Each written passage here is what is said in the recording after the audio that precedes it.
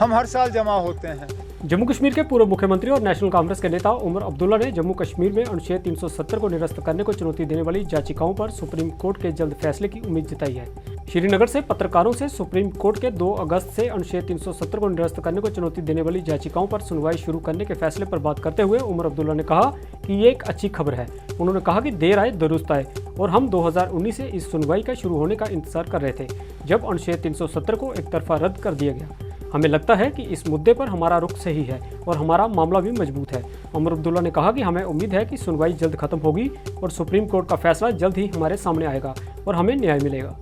श्रीनगर से news today राष्ट्र के लिए फिरदौस खान की रिपोर्ट। वो तो कोइंसिडेंस है ना, हमने सुनवाई की डेट नहीं रखी, वो चीफ जस्टिस साहब ने ये डेट मुकर्रर किया, शायद इसी में कोई अच्छी बात है। यहाँ पे हमारा एक छोटा सा फंक्शन हो रहा है, वहाँ पे 370 के मामले में सुनवाई शुरू हो गई है और उम्मीद करते हैं कि जल्द से जल्द मामले को जो है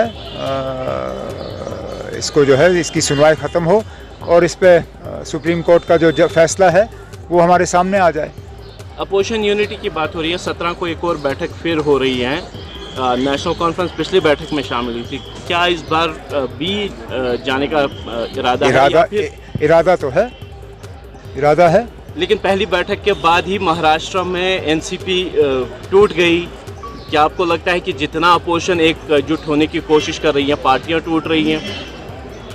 अब एक पार्टी टूटी और ये पहली बार नहीं हुआ है, इससे पहले भी पार्टियां टूट चुकी हैं।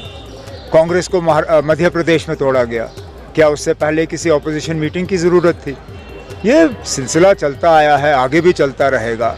लेकिन मुझसे अगर आप पूछें तो पॉलिटिकली मुझे नहीं लगता है कि पार्टी टूटने के बाद शरद पवार साहब कमज़ोर हो गए हैं।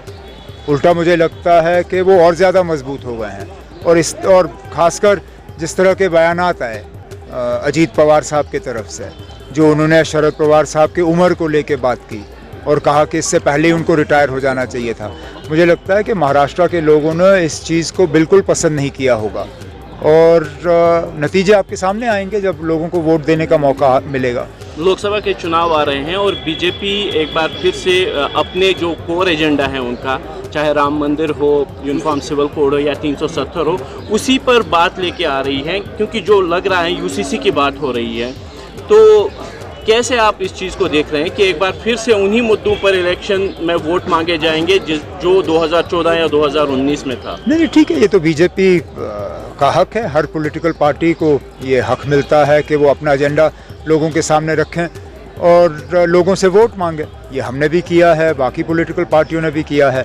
ये दूसरी बात है कि हम ज़ाती तौर बीजेपी के एजेंडा को पसंद नहीं करते, लेकिन जमहूरी हक है उनको अपना एजेंडा लोगों के सामने रखने का। मुझे इस बात से कोई एतराज़ नहीं है कि वो अपना एजेंडा सामने रख रहे हैं, रखने दीजिए, उसके बाद देख लेते हैं। लेकिन मुझे जो लगता है जिस चीज़ पे हमें ज़्यादा फोकस करना चाहिए वो ये है कि किस तरह बीजेपी आहिस्ता आहिस्ता दोबारा एनडीए को ज़िंदा करने की कोशिश कर रही है। ये इस बात का सबूत है कि बीजेपी को कहीं ना कहीं लगता है कि ग्राउंड उनके हक में नहीं है। नहीं तो मुझे बताइए, पिछले 5-8 सालों में लगातार बीजेपी की कोशिश रही कि एलाइज को दूर किया जाए, कहीं पे भी उन्होंने दोस्ती नहीं निभाई, एक एक करके उनके दोस्त उनसे हट गए और सबसे पुराने दोस्त, चाहे शिवसेना हो, चाहे अकाली दल हो, चाहे और भी पार्टियां हो।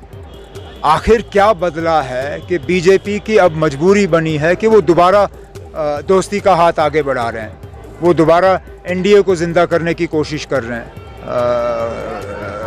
आंध्र प्रदेश में कहीं चंद्रबाबू नायडू से बात हो रही है, पंजाब में कोशिश की जा रही है कि अकालियों को वापस लाया जाए, महाराष्ट्र में शिवसेना के साथ बात।